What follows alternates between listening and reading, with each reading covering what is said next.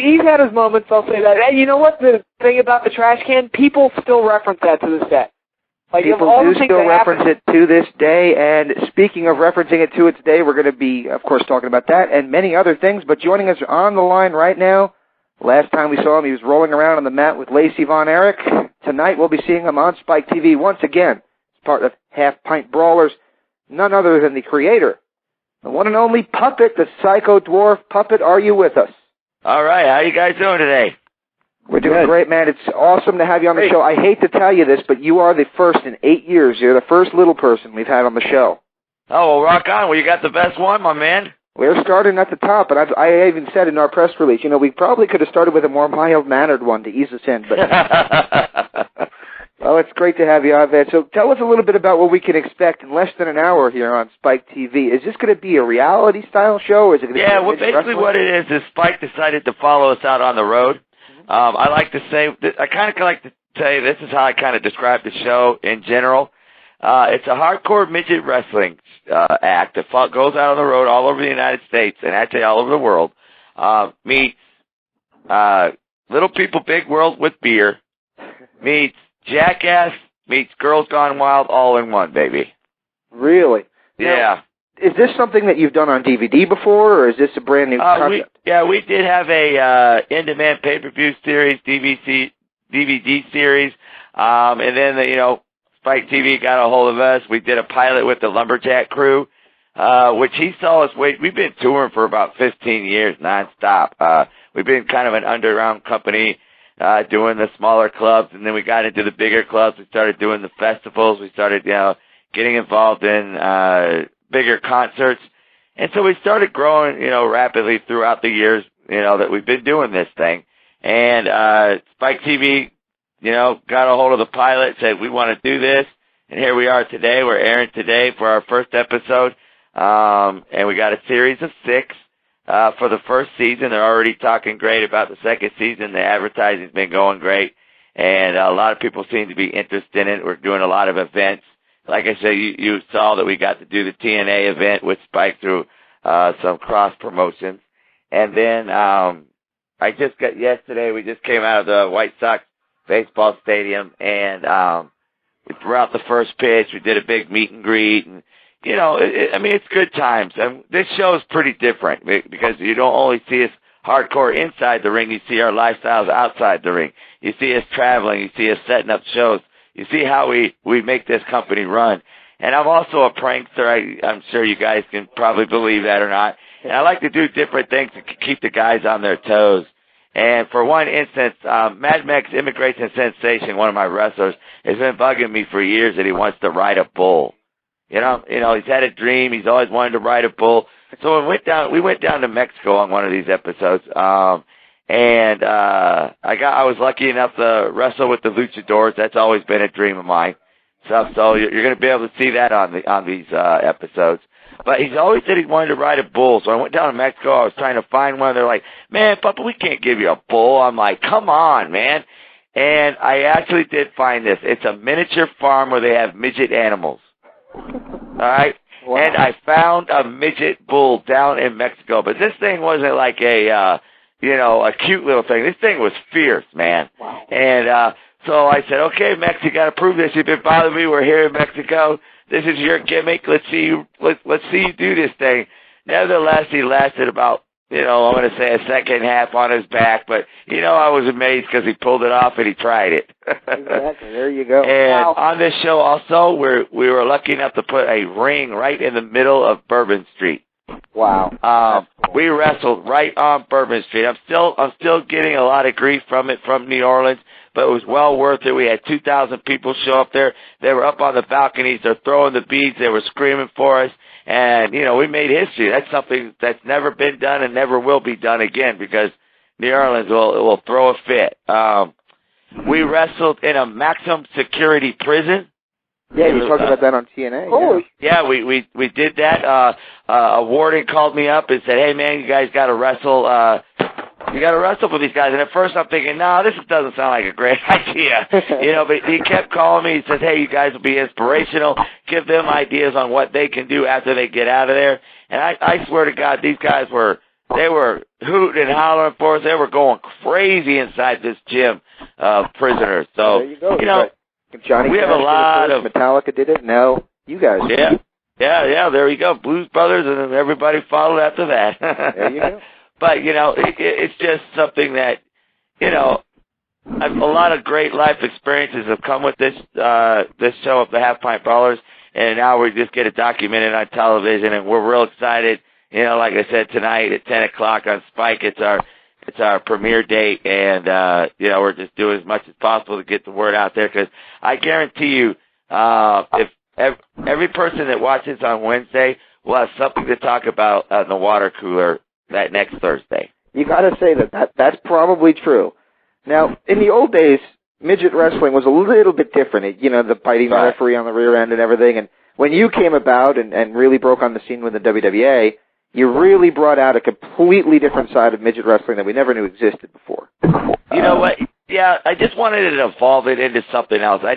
I've always grown up to be an athlete. When I was in sports, I even got almost freshman year in high school playing ball, playing sports. And there's no way that I'm going to be a professional football player, baseball player, basketball player, So I had to figure out a way that, I can use my talents in a lot of ways with the acting abilities, because I grew up in the theater. I did the movies before I got into wrestling, and then I did the stunt work for the movies out in L.A.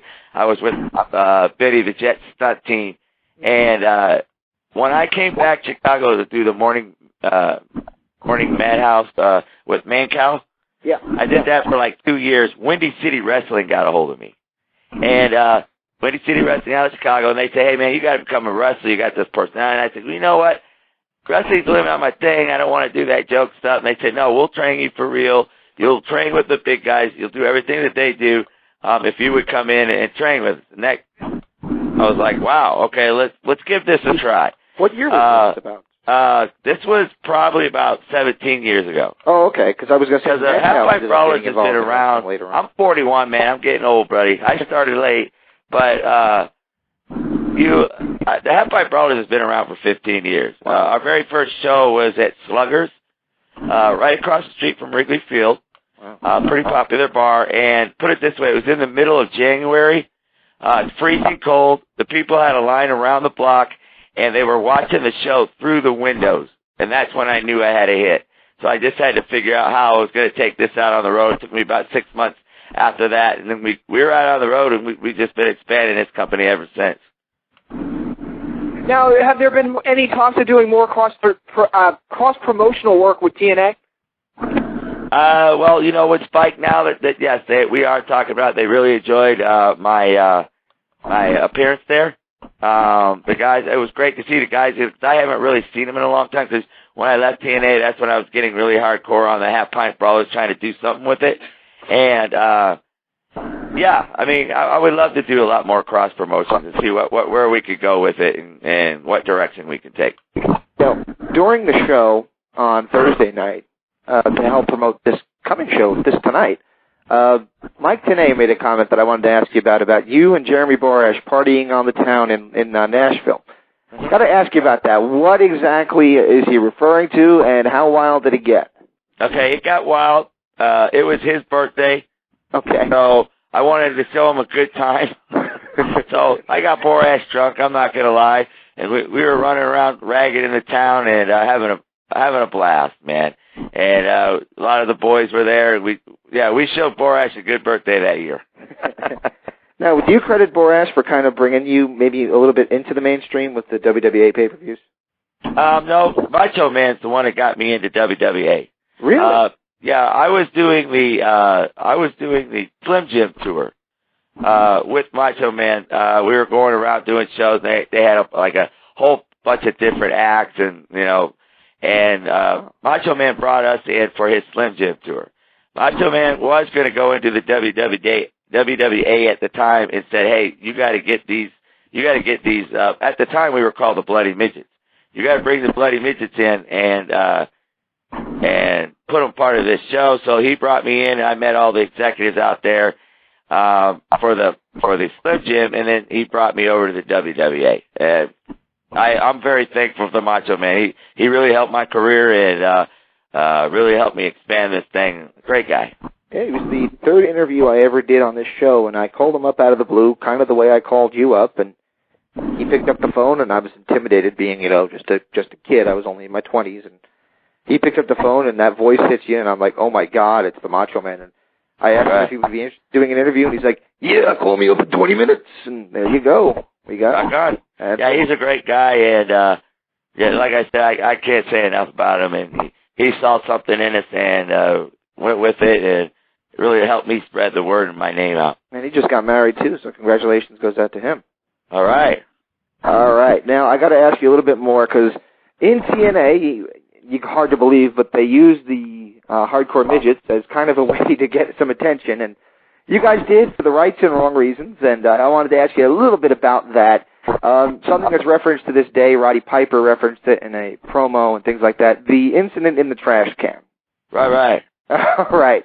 Your opinion on that, and do you have any regrets, or is that just something that, it's just be glad to be known for something?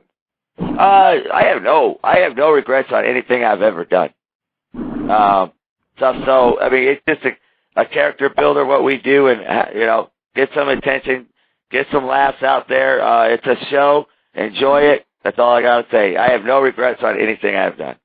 All right. Very cool. Now, how about the gun? Especially after last week, you got to make out with Lacey Von Erich. That was pretty cool. Well, yeah, there you go. I mean, there's always something there. There's always a gimmick there. There's always something to shock people, and that's kind of what wrestling is about. Hey, every wrestling fan growing up always wanted to get on the mat with the Von Erich, but I don't think they quite meant it the way that that you got to do it. There you go. There you go, man. Well, I got a couple more questions for you, and we'll keep on talking about tonight's show because I'm really looking forward to it, and I'm going to tell everybody when 10 o'clock hour comes on to be sure and flip it on for us. But real quick question about the gun incident in TNA. A lot of people say that was an attempt to garner publicity. If I'm not mistaken, it was one of, if not the first show you guys actually did at what became known as the Asylum. How did you feel about doing that? I didn't really like pointing a gun at people because there's always been like incidents going on or happening, so I was real nervous about it when the whole idea came about and what we were doing. But they made sure that it was safety and let me see that everything was empty, and that one I was just a little bit concerned about because if something would happen, God, I don't even know how I'd react to that. Oh boy. Well, you had your ons and offs in TNA. You were in TNA at the very beginning. They used you guys. Jasmine St. Clair came in. A lot of the old ECW valets had come in. And when the company evolved and changed as it either grew or nearly died or whatever the case might have been, a lot of the guys that kind of were there the first, I would say, 20 shows or so started to drop off and not be used as much. You were one of them, but they did bring you back for the Best Damn Sports Show appearances, things like that. I have a great relationship with TNA. Yeah. Like I said, a lot of it was that I really wanted to build my company. That's what I was getting it out there, but with having to travel out there every week and do the thing, I've always had a dream about putting this thing together and seeing how far it can go. So it was kind of like a decision we both made, and and the Jeff Jarrett and everybody over there. I mean, they've been great to me the whole time. I have no appeals over there. We have a great running relationship. I always come back about once a year, just to do some things with this and keep the name out and help them out. And Great. Everybody's got to evolve and take a company somewhere. And this was the time that I really wanted to build the Half-Pint Brawlers. So this tonight has got to be something very proud to you to see. Oh yeah, this is something I've been working 15 years putting together, and it's a great moment for us. How are you going to celebrate tonight and when the show comes on? Because I know you got. We got a bunch of friends. I'm going to keep it quiet, just enjoy my show, and hope everybody enjoys it. Give it a chance. And like I said, once you see this thing, you got to see it to believe it. And it's really not just about wrestling. We don't have 20 guys out there wrestling. We got 6 guys in the company, and we run a 3-hour show every night that we're out. And there's a lot to it. I do a stand-up act. Kato does some crazy striptease for the ladies. We do jackass stunts there right live. You're going to see me doing some crazy stuff, taking staple guns to the nuts. I got a rookie named Turtle, where he really can't wrestle, but he wanted to become a half-pint brawler so bad, and I had to figure out a way how to get him involved into the show. You're going to see how he does some crazy antics and stunts, and he even started to do some MC work later in the episodes, stuff. So you're going to see all these different personalities. We got beautiful Bobby Dean and Little Cato, which are the sons of Lord Littlebrook. Yeah, Lord Littlebrook, that's right. Right. So, you know, they have their old style school of wrestling because of their dad. But you know what? They bought into this thing, and they said, yeah, let's evolve the midget wrestling. Let's make it different. Let's do something that the people aren't doing. And they knew I was one of the first doing it, and they wanted to become a part of it. And here we are all together. I got T.O. back into the company. Yep. He had some injuries for many years, and we had issues, but he's back. Just got done doing that, like I said, the first pitch with him out in the White Sox game. So I think it's great. We're like a big, huge family. You're going to see us fight. You're going to see us get along. You're going to actually see the behind the scenes of the Half-Pint Brawlers, and you'll see that we're hardcore not only inside the ring, but we're also hardcore outside the ring, but we also have fun, and we're always laughing. Well, that's awesome, man. And I got to ask you, how has the reaction been so far when you guys have pitched this idea? Because you got to deal with, I'm sure, a level of criticism and a level of skepticism. Well, we're always going to get criticism, especially because I don't shy away from the word midget, so I'm having to debate that on all the time. You know, they like to compare the M word, especially Little People of America, which I totally disagree. It's ridiculous. They compare it to the N word, which was used in a hateful term, and I just think that's ridiculous. I use it as a marketing tool. We're the psycho midgets. We do everything the big guys do. I'm sure you guys seen on the YouTube when Tio came off the 8-foot steel cage match and put me through a table out in Florida in Kissimmee. Yep. We've also had a 4-way cage match. We've had thumbtack matches, staple guns, my gimmick. I come out with a staple gun. I say midgets are like strippers. You give us $1 bills, and I'll staple them all over each other's body for your long-legged pleasures. Stuff. So it's just we got our gimmicks, but we also you get the people that they want to be so politically correct today. Let them be, but LPA is supposed to help little people, not turn them down. I don't see them hiring guys. I'm putting my little guys, my midgets, to work, and they're enjoying their lives, feeding their family, touring the world, getting girls, getting the groupies, and you'll see that on the show behind the scenes.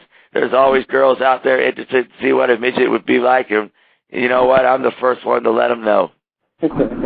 All right, now more midget wrestling questions. The WWE has their midget, but are they kind of still stuck in that maybe joking kind of fashion with Hornswoggle? Right. How do you feel about the way that they utilize Hornswoggle? You know what? I don't ever criticize anybody that's out there trying to, make a living. At least he's a character. At least Hornswoggle's not a mini-me, like a mini-anybody, not a mini, because most of the micro guys go out there and they play mini characters. When they ask us, we say, heck no. I'm Puppet. If you want me to come out there to be Puppet, I'll be Puppet. If you want little Kato to be out there, Kato would be Kato. And you're going to see that on these episodes. I don't really want to criticize Hornswoggle. Hey, he's made a living on it. At least he's got a character out there and he's doing something with it. But we're hardcore, man. And, we're the hardcore group. This is what we do. This is how I made my name. I got aches and pains, and it takes me maybe an hour more I got to wake up an hour earlier to loosen up, and my knees are popping. But we've grown to expect that. We've grown to expect that. If anytime you get into the wrestling business, it's going to happen, and it's just part of our business. But this is what I think makes the Half-Pint Brawlers different than any other little guys out there. Is we're hardcore, man. We seriously do it, and we seriously bring it, and you're going to see that. And we shy away from nothing. We shy away from nothing hardcore inside or outside the ring. Well, going back to the WWE for a second, before they did Hornswoggle as the main character, they had their own midget division, which they called the Junior Division. This was about 5 years ago. Did they ever contact you to be a part of that? And if they did they ever express a plan to use you in a big way? They were going to use us, but then I got contacted on certain things that I had to make a decision. and I'm really glad I did. I kept with my guns. They wanted to change things about us. They wanted to change, who we were with the Brawlers, and I didn't really like the idea. I kept to my guns, and I want to, I'm really glad I did, and I think tonight's kind of the whole culmination of it, of the 15 years of work, and we'll just see where it goes. I think people are going to really enjoy it. It's something really different, man. It's not just a regular wrestling show. This thing, you're going to see the talent these guys have in their personalities. You're going to see how big their personalities are. They're funny. We're going to be able to take this in a lot of different directions, and I'm excited about it. Awesome. Well, before we let you go, can we give you a couple word associations, kind of your psychological exam here, and get your take on these characters here and the characters that you've been involved with in the wrestling business, both big and small. How about Tio? Awesome. Now, I got a question about him. Does he still have that dub cup? Yeah, I think he does, actually. I got to tell you, I asked Murdoch about that about a year ago, and he's like, I don't know. I think Tio still has the cup. Yeah, I think Tio still has it. There you go. How about Goldilocks? Hot. I'd agree. How about Doink? Great guy, personally. Did you not care for the Doink and Dink thing? Or? Like I said, they're doing their thing, man. Yep. I'm not gonna bash it. They're doing their thing, making a living, and like I said, we're just trying to evolve out to something different. There you go. How about the special referee of one of your TNA matches, Tom Arnold? Tom Arnold, hilarious, and still love the guy. There you go. And I guess my final one, unless Patrick or Nick, who's also on the line, has a question for you. The last name I have for you is Jeremy Borash. Borash, tell him I'm going to use his balls as a speed bag. Patrick or Nick, do you have anything to add to that? Sure. How about Jeff Jarrett? Jeff Jarrett, thank you. That's my word for him. And Nick, what were you going to say? I think after you say you're going to use the guy's balls as a speed bag, I don't think you can add anything else. Hey, tell him make sure I said it, too. All righty. Well, tonight, Spike TV, 10 o'clock, 9 Central. It is Half Pint Brawlers. The guy who brought it to you is on the line with us right now. That is Puppet the Psycho Dwarf. Man, I got to tell you, it's a great honor to have you on. As I said to you on the phone earlier, I actually really enjoyed what you guys were doing back with the WWA pay-per-views in the early days of TNA. Well, I think you're going to enjoy this new show. I think you're going to really enjoy what we're doing, and you're also going to get to really meet our personalities and who we are. And make sure everybody checks it out, man. You're going to be shocked. Half Pint Brawlers, Spike TV, Wednesday nights. All right. Check it out tonight, 10 o'clock. Thanks so much, man. We really appreciate your time. All right. Thank you. You take care. Good luck with the show. Let us know if there's ever anything else we could do to help you promote. Hey, you can call me anytime, my man. Thank you. You take care. All right, bye. Bye-bye. All right. Puppet the Psycho Dwarf, our little person interview here on the Interactive Interview. And I got to tell you, I love that guy. He's a sweet guy. Not at all what you'd expect from seeing on TV, but still you can see where he's coming from. Yeah. Yeah, and I'm sure, I don't know what the internet wrestling community thinks about this whole Half Pint Brawler show. I can't imagine they'd be too positive towards it, but I mean, I don't have a problem what if they had a 60-minute Iron Man match?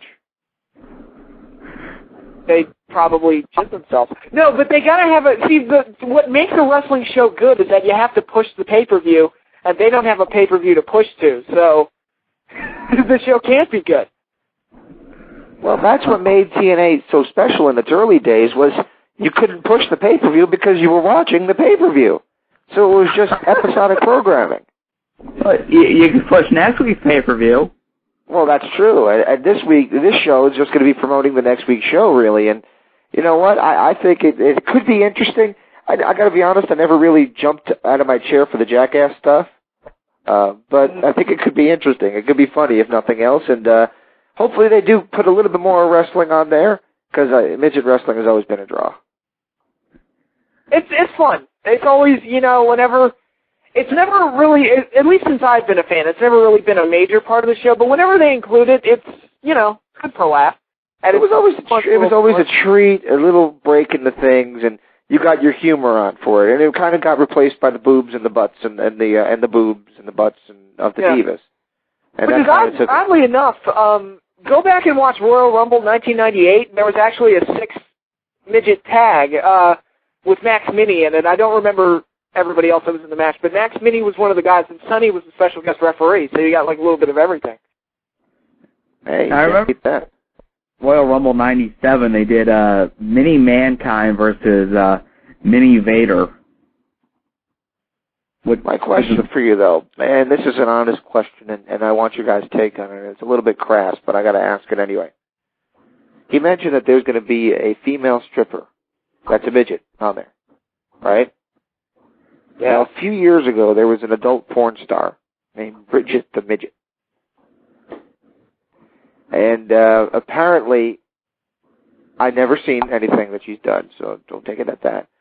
But from what I was told, a lot of people that watched those movies were considered to be pedophiles. Do you guys see that, or do you think that that's a stretch? You know, I'm not sure, because, I mean, I haven't seen any of her work, but I think I remember her appearing on, like, The Man Show. She didn't look like a little girl. She looked, you know, like a midget woman. So, I mean... Yeah, I mean, I don't know. That's always been a gray area for me that I wasn't willing to venture into, you know? James, that has got to be the most uncomfortable question you have ever asked me on this show. Thank you. I could ask plenty more. You want me to give it a shot? Sure, go ahead. I'm just kidding. I'm not going to go there. All right, man. Well, I think that was a fun interview. Anyway. What? Not on the air? Well, you said you're not going to go there. You're like, yeah. No, I might call you up one day and just ask you a completely inane question and it'll make you scratch your head. I might Hoover you. You mean you might call him Matt up Hoover me and ask if it's okay to be attracted to your stepmother or something? Yeah, Matt Hoover did that. He's called me. He called me twice in our time on the website, and he called me twice and gave me zingers that I kind of said, "Okay, that's enough for me," and I hung up on him. One was, "Is it okay to think your mother's hot?" And I said, "My mother?" And I said, "No, mine." I'm like, wait a minute. Is it okay to think that your own mother is attractive? No, it's not. No. What are we, Oedipus here? Jesus, what's going on here? Yeah, that was a conversation I wish I didn't have. And then he called me up one day at 3 a.m. He said, "How would you feel if Francine died?" And I was like, sad. Have a good night. And I hung up on him. And it's a bizarre question to ask. So. No, I have to ask, because I always wondered, while you were living with your parents, you know, you had Matt Hoover calling you at all hours of the day. You had, you know, you were on the phone with us yahoos all the time. Did that bug them that we were calling the house all the time? No, they were just glad I was doing stuff. They didn't seem to mind. They disconnected their phone. Actually, it was a different line altogether than what was on the rest of the house. So I was kind of down the hall. It was almost like an apartment. But now I own 2 houses, so and I'm out of there, so I'm good, in a good spot. Right. Is that in their house? Is that crack in your door still there? Which one? The one that you put. You were telling me one night about how you threw something up against the door and it got like stuck in the door, and you basically just took like a piece of paper or something and painted over it to hide the crack. I did. Yes, that's still there. Still there. And as far as I know, they have yet to recognize it either. Awesome. Yeah, what happened was I was pissed off about something. I think Chuck had pissed me off or something. And I took the cooler that was in the room that had soda and beer and all that stuff in it from a party that the family had. And I took it and I swung it behind me, just in anger. And it twirled through the air and I looked and the upper right-hand corner of the door, the damn thing got stuck in the middle of it. I thought, shit. So I took a piece of paper and I put it out, stretched over it. I grabbed tape and I scotch taped it there. And I went out to the garage and I got the white paint and I painted over it. And because the paper took the same groove as the door, you know, the shape of the door and the inner etchings. Right. it wasn't noticeable, which was, I'm very happy to say that.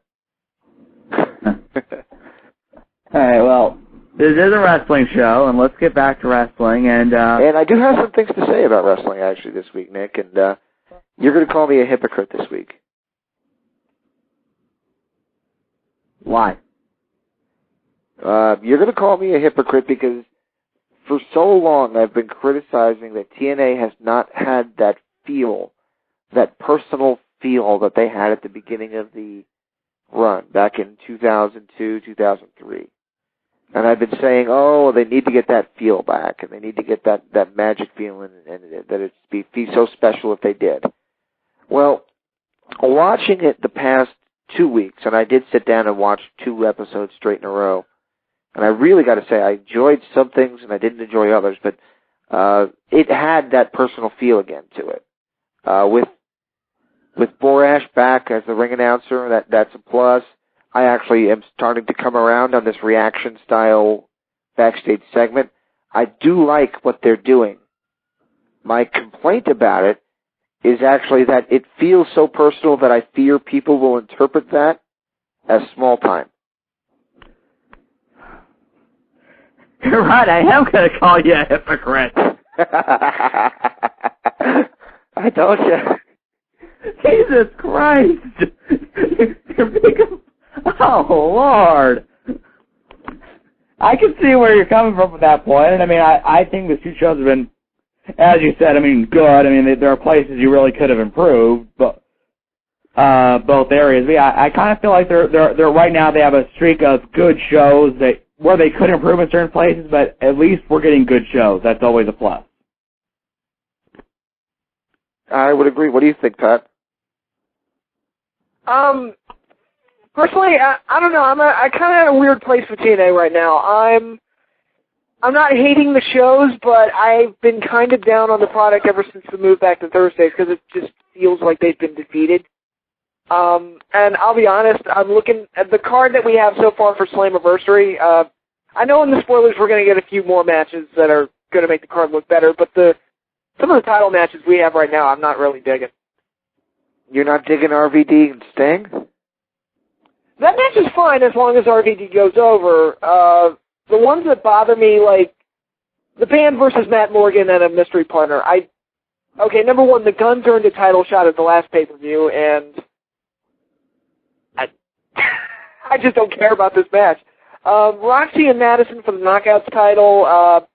Nothing against either girl, but Roxy, literally just came back last week, and so it just seems rushed that she's already getting a title shot. And I think I said on the forums, I would have preferred it if they just held off on doing that match because the Knockouts division, needs some of their girls back, which Angelina Love and Daphne are coming back soon, so that's good. And they fired the girl who damn near killed Daphne, so hey, why not? Let's hire more of the dangerous people. That's a good idea. That's part of the Team 3D effect, unfortunately, because they seem to, hold Team 3D in a very high esteem for some reason. Oh. I mean, we'll see what happens. I mean, I agree with you. I think certain aspects I think they need to work on at least the angle going into the X Division title match, which is Douglas Williams and Brian Kendrick, and I think their justification for that is that Kendrick beat Williams a couple of weeks ago, and with Kaz now becoming working with Flair, that kind of ends his feud with Williams. So I think it's we want to get Douglas Williams on the card. We'll have to see what happens. I think they do have a big angle on either this Thursday or next Thursday. Okay. Yep. Very little right now about that match. It intrigues me. Doug Williams, I like him a lot. But Brian Kendrick, and I do like him too, his character really hasn't been developed in TNA, and his win-loss record is far from impressive. Yep. So him being in the title scene is really kind of, That's right, yeah.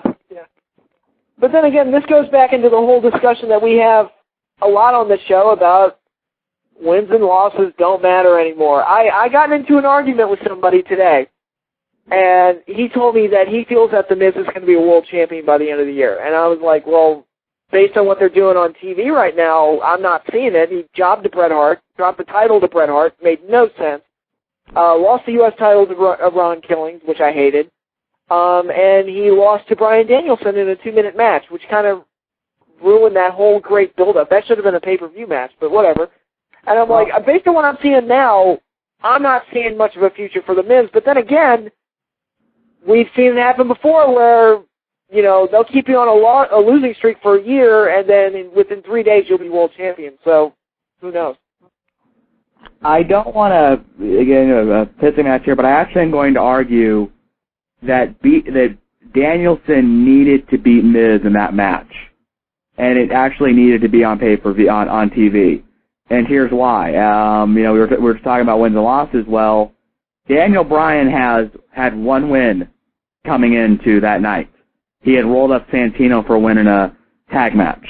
That was it. So they kind of needed to rebuild Daniel Bryan and, you know, show, hey, wow, this guy actually is capable of doing all the things he says he can do.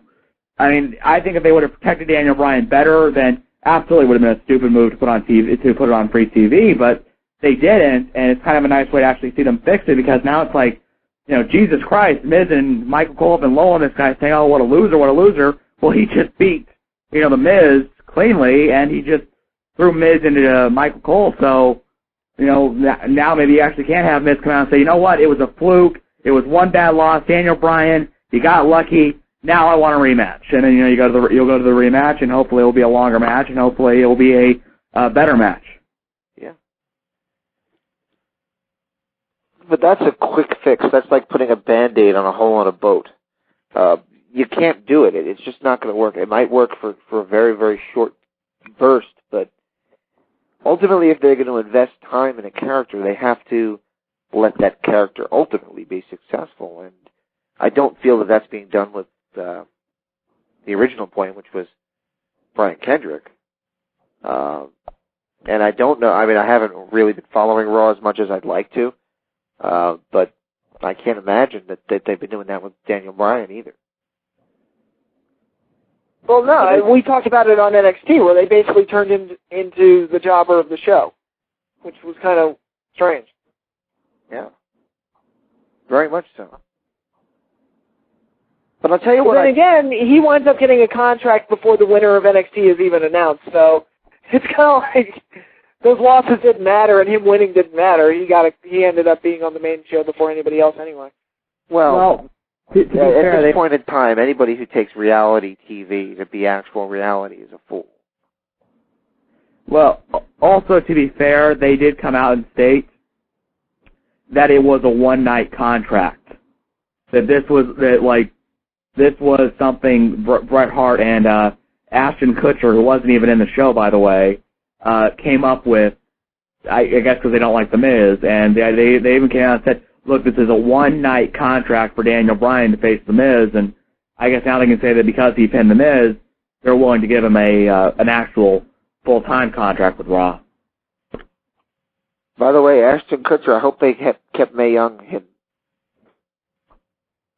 Because you know how he likes those older women. Here's the kicker, though. He actually didn't go to the show.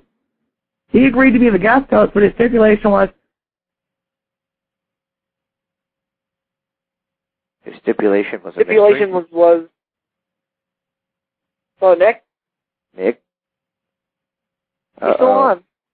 I can't hear him. Car 54, where are you? All right, Nick, if you can hear us, hang up and try calling back in. Yeah. All right. I actually did not watch Raw this week. I didn't watch NXT last night. I've been bad. I haven't been watching much wrestling at all. I've been trying to catch up on my TNA because I haven't been watching much of anything at all. But I've been up really early in the morning, and I've been having breaks that I don't need at work because it's been pretty slow. So I've had the opportunity during my breaks to flip on a DVD of the shows that I haven't been catching. And because I'd rather watch TNA, I've been trying to do that. But I'll tell you what I am liking, and what could be the direction that TNA takes as they rebuild from the defeat. And it was a defeat going back on Thursdays, but it was a defeat that was a necessary evil.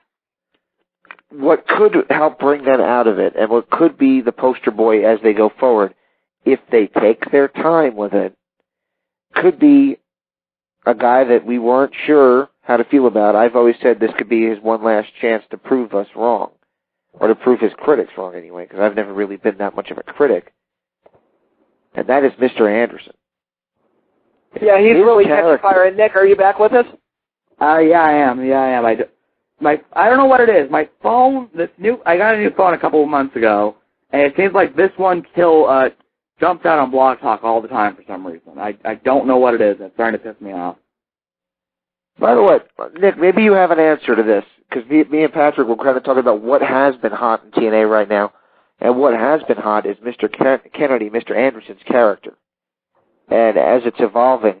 And I said to Patrick earlier today off the show that even if they turn him back to heel, he'll probably end up being a huge breakout babyface superstar, just because the character is so grossly offensive that people are going to dig it. I would agree. I think that right now, at least from a TNA perspective, the world is, at his feet. He is hands down, in a lot of ways, the most interesting character on the show. It just seems like whenever he's on, it's like, okay, wake up, pay attention, because something important, something entertaining is going to come. And it was kind of the same feeling we were getting from Pope a couple months ago before the injury. It's just like, oh my God, this guy is so funny. He's pretty good in the ring. I love whatever he does, it's going to turn to gold. And I think you're right. I think even if they kind of turn him, heel again, which I suspect that's what they're ultimately going to do, they'll still get a pretty large portion of the audience that love this guy. And I think that that's something that they can capitalize on, because if they actually created a cool T-shirt instead of the shirt that they have for him, I think it could be something that would sell. And this phrase, this catchphrase, which is really just an offensive thing, really could catch fire, and that's, I'm an asshole. All right? I'd wear the shirt that said that because it's true. I would proudly wear that shirt in public. I'm an asshole. I would. Yes. Hey, people would know what to expect. They wouldn't be surprised when I told them what I think, If I at random decided to tell them my theory on gay people, they wouldn't be shocked, because all they had to do is look at my shirt and say, oh, I got it. They expected that. I think it could catch on. I really do. And I think if they get this leeway that they seem to have had this week, where they're not censoring him every time he says it, it really could catch fire. I think it will. Like you said, there has to be that leeway there, and it's already, and I think it's already kind of caught on with the Impact Zone fans, and I know that's not the real test, but I'd be willing to bet. I can't remember if he's working the show I'm at this week. For those that don't know, TNA runs a house show in Lincoln, and I'm going to tomorrow. If he's there, I would not be surprised there's a huge chant of asshole. Nick's going to be celebrating like the father in Rudy when he finally made it to the stadium. You made that joke at the start of the show. I don't think we were on air when we did it, so. Well, this it might have been. If it were, then I'm repeating jokes on the same show. That's not good. But I don't think we were on air. That's not good at all. Well, you repeat jokes every week, so. But yeah, I think that this could be something that they really do use to catch on and to catch people. What we've been missing for so long is a really cool T-shirt. Because what are people going to wear out? A John Cena orange You Can't See Me shirt or a Which is the most ironic shirt ever. You can't see me in that bright orange shirt that could be viewed from space. Exactly. Or the DX shirt, which, frankly, you could have bought them 10 years ago or 12 years ago or whatever. What are you really going to do? It was cooler back then. They had naked cartoon characters on the new one. I'm not wearing this. Yeah. What have we had merchandise-wise that have been really, really hot? And what catchphrases, except for I'm awesome, can you really call to, or you can't see me? There's not really any that are very, very cool catchphrases right now. But I'm an asshole. Hey, it's blunt, it's simple, and it works. Well, I mean, that's what worked for Austin. It was, there was nothing really special about what he said. It's just that, he cursed and swore and was very blunt, and that's what caught on.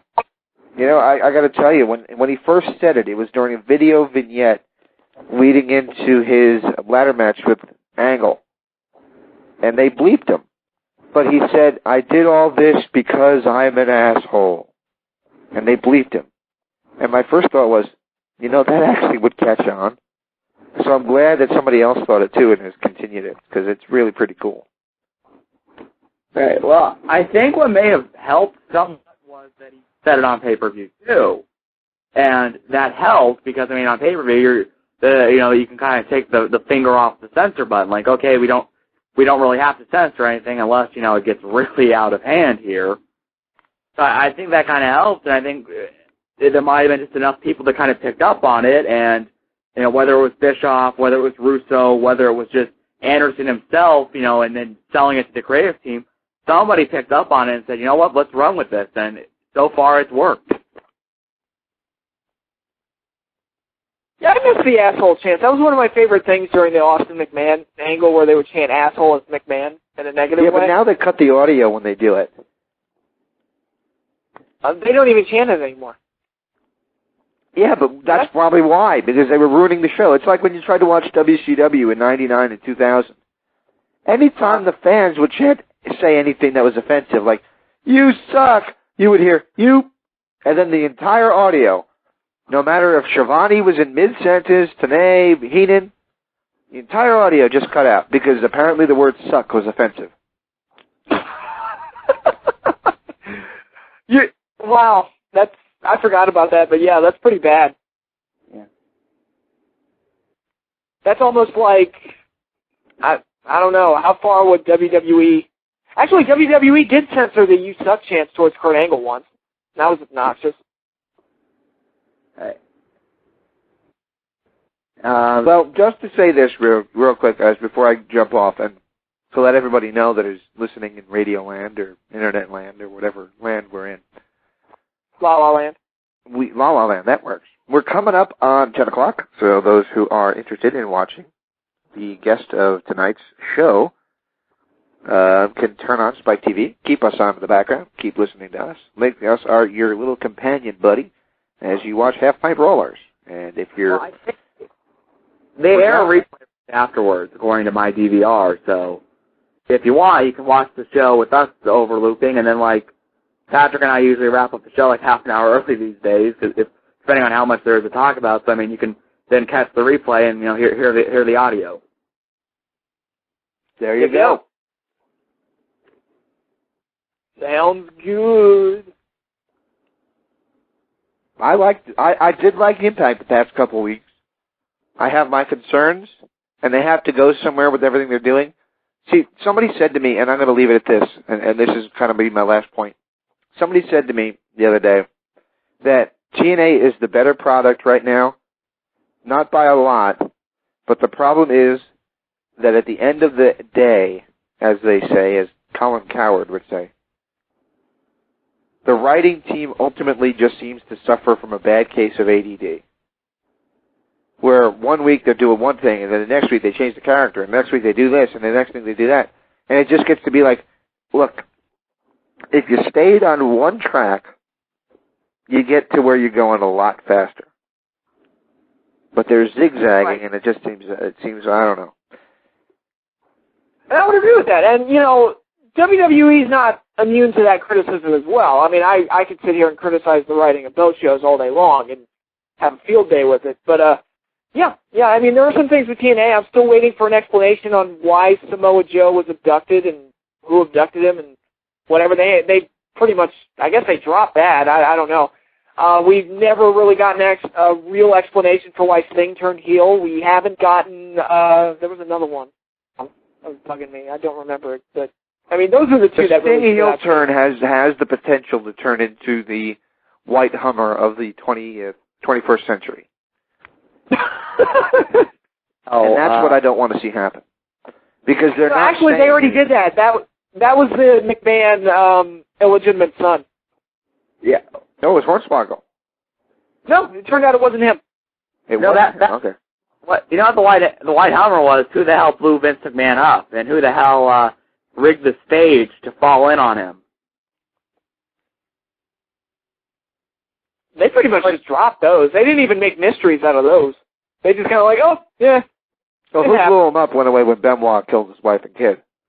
Right. But the stage, they never even mentioned that. Yeah, like the next year they went back and like they have like the stage fall in on him, and you know they made it seem like it was going to be this big deal because like if they were going off the air, he was yelling, Paul, I can't feel my legs, I can't feel my legs, and then like he came back and he was just like the first words out of his mouth were, "Hi, Dolph Ziggler."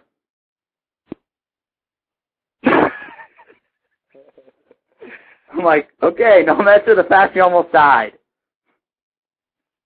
Yeah, apparently nobody cared. I remember, and this is one of my fondest memories of Eric, and I just made it sound like he died, but whatever. He called me up right after the show where they blew up McMahon's limo. I sat through that show, and it was one of the most boring shows I've ever watched, so I turned it off before that ending happened. And right after the limo blew up, Eric called me up, and he was laughing his ass off, and I could barely understand what he was saying because he was laughing so hard. I'm like, dude, what's so funny? He's like, they blew up Vince McMahon. And he was just laughing his ass off. It really sold that angle to me as being something that was just really over the top and comical. Well, I had it on, and I still missed it. I was, like, in my room, and I was just kind of, like, running out the last few minutes of Raw, and I actually remember this. I kind of, like, turned to get a book or something off the shelves, and next thing I know, I hear, boom, and I'm like, what the hell? Take it easy, guys. I'm going to jump off here. All right. Later, James. All right. I'll see you next week. Next week, we got Michael Porter coming on, a former WWF ring announcer, and in 2 weeks' time, we're going to have a return guest of the American Male, Scotty Riggs, will be joining us. Oh, cool. Yes, I'd like to have him That's back. a theme for him to come out to. Either the one Harry Flash did or the old American Male's computer voice theme. American Male.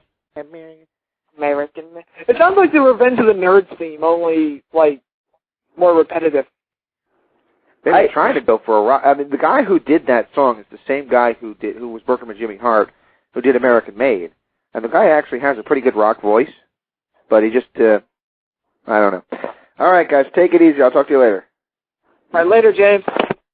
All right, that was James Walsh, the leader of the Wrestling Epicenter crew. And, Nick, you and I have some wrestling news to discuss. Actually, one major thing that I wanted to touch up on is the injury to The Undertaker. He will, you know what, we kind of bashed him and said, you know, he's gone for most of the year anyway. He won't, you know, he'll just show up whenever he wants to. Well, now he doesn't have a choice. He's going to be off the show for most of the summer, which, to my understanding, ruins a lot of their plans. Yeah, yes, it ruins that crappy match he was going to have with Jack Swagger at SummerSlam. It ruins another worthless title reign by The Undertaker. He won't be able to kill Drew McIntyre's momentum anymore. I think I heard the rumor was that Wade Barrett was supposed to debut on SmackDown, and I'm knowing Undertaker, probably the first thing he wants to do to Wade Barrett is choke slam him and throw him in a coffin.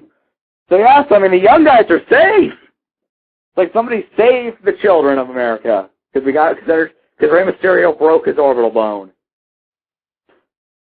Right, and you know, unfortunately, see, last year it wouldn't have been a loss because he was actually off the show and SmackDown was amazing, and it only got worse when he came back. We all said that, all of us on this show anyway. But now it's like SmackDown really has nothing. It's all a bunch of, you know, Swagger has no credibility. Ray doesn't really have any credibility as a main eventer. Show doesn't. Punk doesn't. They saw to that. And there's really nothing hot going on there right now. And I said it before. I said it last week and the week before. SmackDown is just a really boring and dead show, and the loss of The Undertaker is really going to hurt them. Because he was pretty much, you know, his special attraction was the only thing they really had. Well, to be fair, I mean, I think that was the first SmackDown he had worked since WrestleMania, so if anything, I actually kind of feel like this might be the best thing for SmackDown because I almost felt like they were just holding off until Undertaker came back.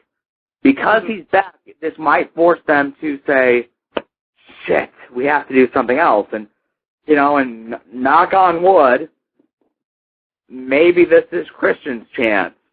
Maybe they'll start giving Swagger credibility. I mean, who knows? I think, I'll always say this, because they feel the need to account for The Undertaker and always giving him something big and special, it feels like they always damage the show. I feel like now, even though we don't have the same awesome show we had a year ago, SmackDown might be better off because he won't be around. He won't be that elephant in the room that nobody thought that, they need to work around. Yeah, I mean, I agree with that. I've always been a believer of, because a lot of people, and this is going back to TNA for a bit, when Gail Kim left the Knockouts division, everybody says, like, oh, that's the Knockouts, they suck now. Whatever. And I'm like, dude, if somebody big leaves or if somebody big gets injured or something like that, you find somebody new to put in the spot and you press on. You can't put all your eggs in one basket and worry about losing somebody. You got to have a replacement. Maybe this will force whoever it is that's booking SmackDown to actually try and do something compelling with that brand. Definitely. I think part of what's also hurting them is that the general consensus in the company is a lot of the My Network TV stations are already dumping them. So they're kind of like in a way in a lame duck period, where it's like, okay, they're waiting to go on Sci-Fi in October. Until that happens, it's like they're really kind of just at a standstill. It's like they don't want to blow a big angle because you want to save that for when the show has more viewers. But it's like in between then, you're kind of just killing the show off until October. Yeah, it's just a really boring and dead show. It's not that SmackDown has always been the more wrestling-centered show. That's pretty much been the case ever since the brand extension back in 2002. You're normally going to get the longer matches on SmackDown, but that's not enough unless there's a storyline to complement it. And I was having this conversation with family members a couple weeks ago, and I was comparing professional wrestling to Rocky. And I think the movie Rocky, is a perfect template to use when trying to put a wrestling show together because it's the same thing. You're selling a fight, you're telling a story with characters set and an emotional attachment and goals and desires and things centered around that fight, and the fight at the end is the payoff. And that's, wrestling's a lot like that. It's sports entertainment.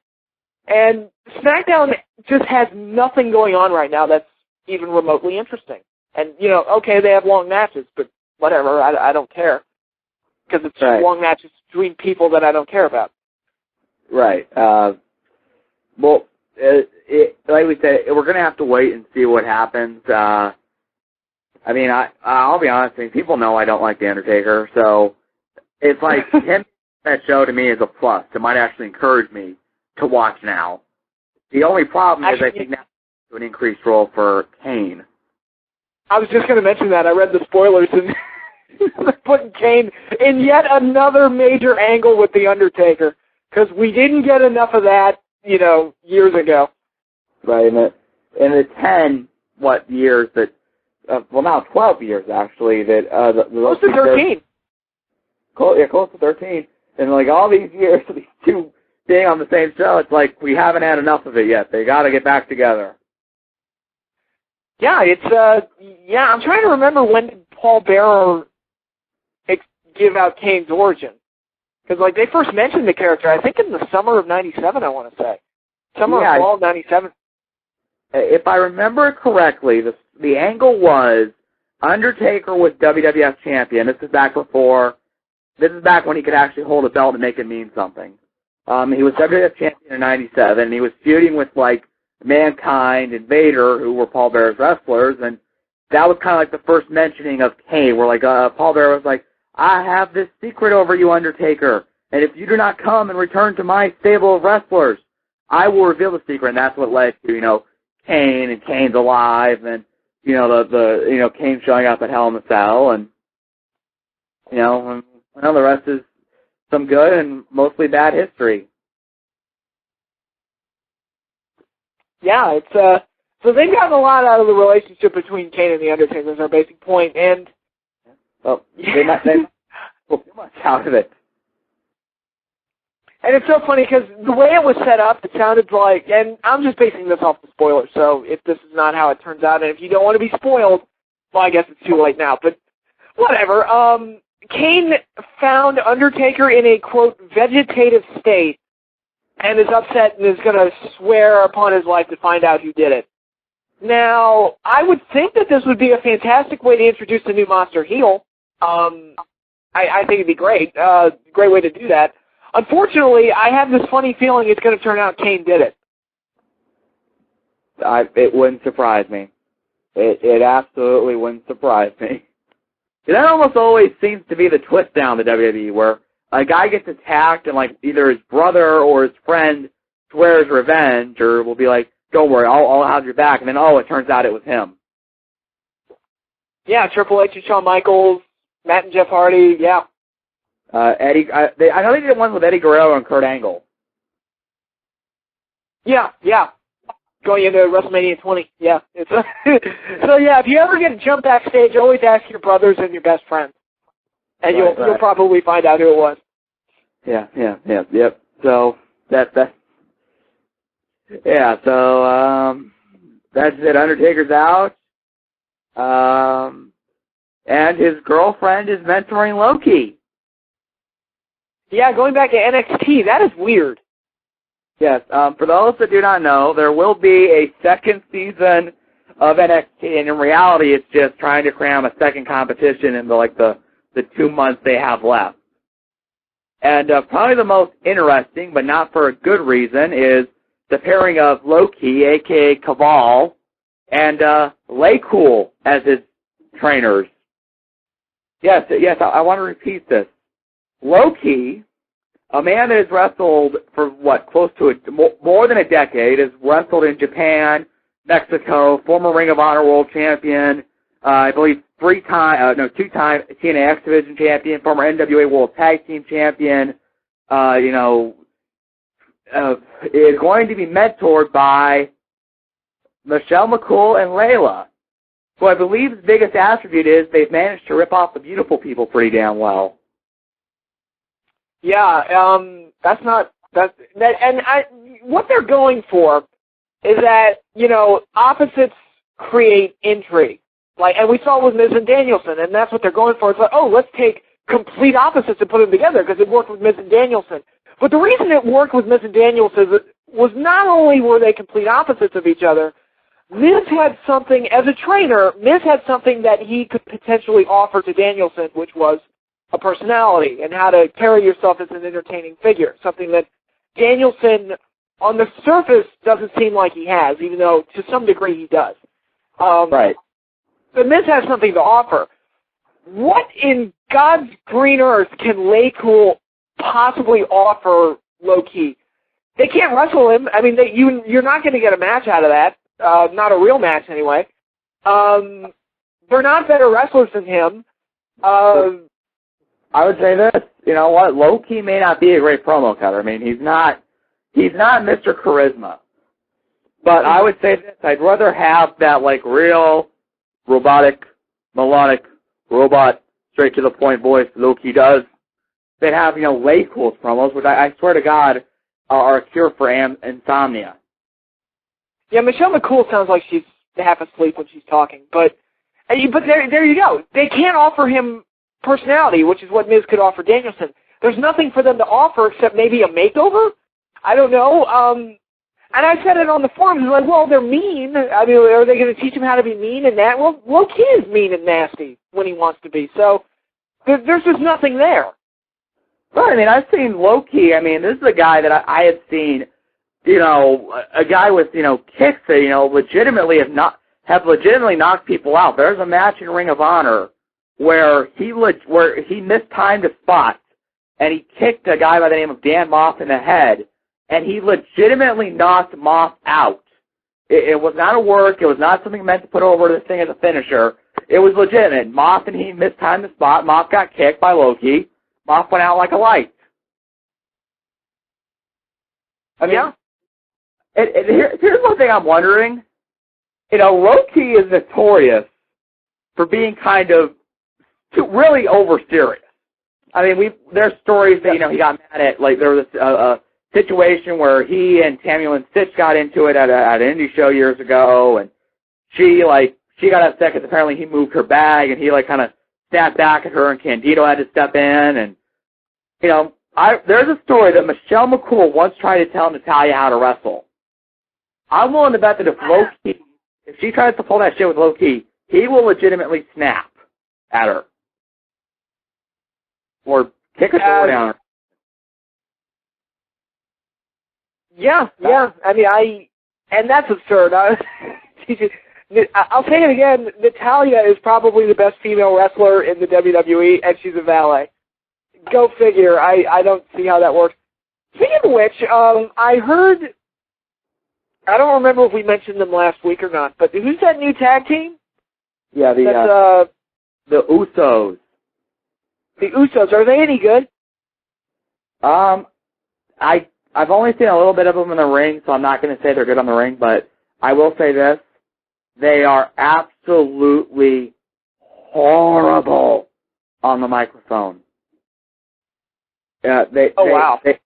They tried to cut a promo this last week. The Usos are, I can't remember their full names, but just they're Rakishi's two sons, and then they're being valeted by, or managed by Jimmy Snuka's daughter. And just the promos they tried to cut were just if you've ever seen did you ever see those home movies of the Hardys when they were trying to cut wrestling promos as little kids? Mm-hmm. The Usos make those promos by the Hardys look like Ric Flair and Dusty Rhodes at their best. Holy shit. Well, I mean, promos are a big problem in wrestling now, and that's unfortunate. I remember I was, again, going back to SmackDown, I was watching a segment between Drew McIntyre and Kofi Kingston a couple weeks ago. It was like watching two robots talk to each other.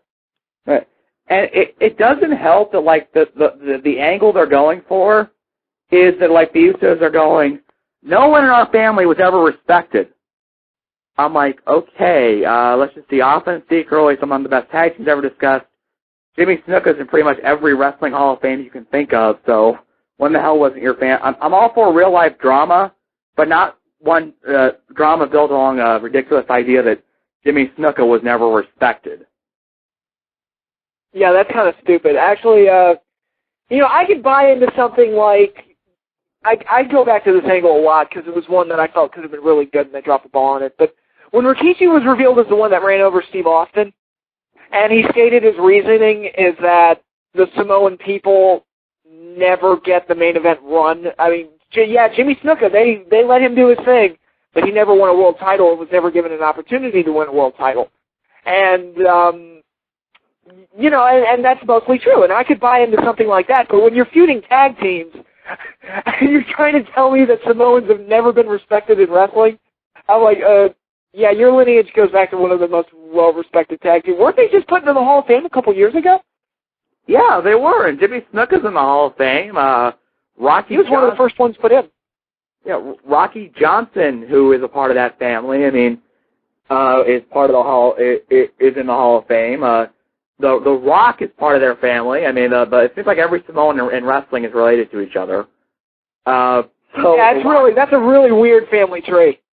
Yeah, I mean, you got Jimmy Snuka, The Rock, then by extension Rocky Johnson. You've got Rikishi, Yokozuna. I mean, for them to say we were never respected as a people, that makes no sense. I mean, I could buy them saying, you know what, everyone's been talking about how great the Harts are. We're to remind them that the Anoa'i family is the greatest family in wrestling history. But no, we were never respected and built for destruction.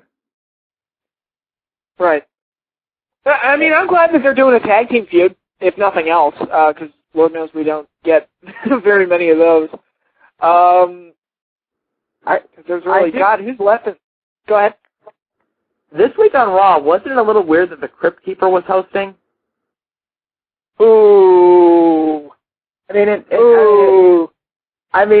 that interest in that thing with Zack Ryder, and I mean, he's talking, and when he and Vince McMahon were interacting. Wait, what? Yeah, Vince is back, everybody. That was Bret Hart? And didn't Vince show up on Raw this week? Yeah, Vince showed up on Raw, and he did a promo against the Crypt Keeper. Yeah. Oh, my God. Yeah, so, Vince is back, which, remember when, like, the idea behind their match at WrestleMania was it was a write-off for Bret, and he could finally leave with his head held high, and it could be the ultimate write-off for the Mr. McMahon character? Never mind. Yeah, that's pretty much been undone. Vince McMahon, I'm sorry, his character's overexposed and it's boring. The evil boss thing is played out. You've done everything you can possibly do with that, not just Vince McMahon, that whole idea of the evil boss. It is the most overused idea in wrestling. It's why I got pissed off that TNA was doing it with Eric Bischoff. Nothing against Bischoff. I think Bischoff's a great performer, but it's like, Jesus, we've seen this. It's done. Try something new. Or try something that hasn't been overplayed. Just something. Yeah, it's just like... And what's really pissing me off is they made it pretty clear they're going to feud again.